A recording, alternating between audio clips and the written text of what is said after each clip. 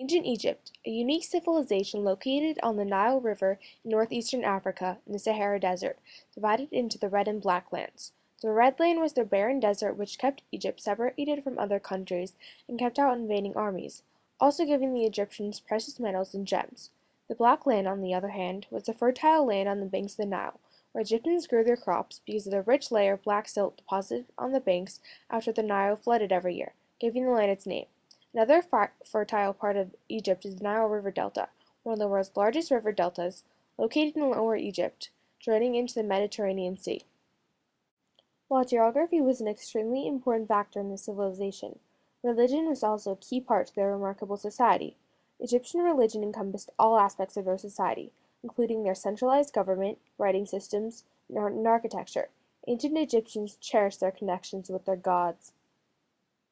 This is evident in their structure and way of government, which consisted of a pharaoh, which was really known as a king at the time. The people of Egypt believed that the pharaoh was actually descended from the sun god Ra, acting as a representative between the people and the gods, making any formal religious practice centered around the pharaoh. This type of government was also known as a theocracy, a government controlled by a religious figure. Two of the most important pharaohs in ancient Egyptian history are Ramses II and Queen Hatshepsut.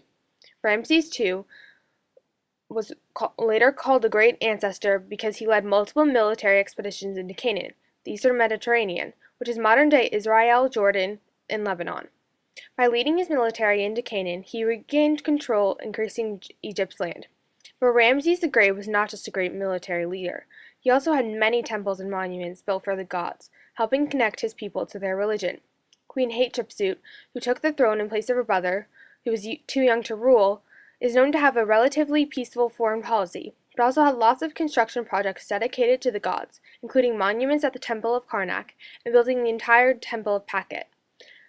Both pharaohs clearly value the connection with their gods. Under the pharaoh was the vizier, the head of administration, in charge of food and water supply, repairmen, and keeping an animal census. The vizier also mediated domestic disputes over land and finalized official documents. After the vizier come the high priests, then the royal overseers, people in law enforcement or military.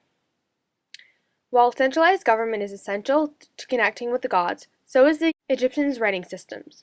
The Egyptian form of writing was called hieroglyphics. The ancient Egyptian word hieroglyphs literally translates into language of the gods. Hieroglyphics were used to write prayers and texts related to worshiping the gods, furthering the connection between the people and the gods. The hieroglyphic system had 700 to 800 characters called glyphs, writing from left to right and top to bottom. Glyphs are divided into two categories: phonograms, representing sounds, and ideograms, representing objects or ideas. The Egyptian form of writing did not have vowels, so archaeologists do not know exactly how hieroglyphics were pronounced.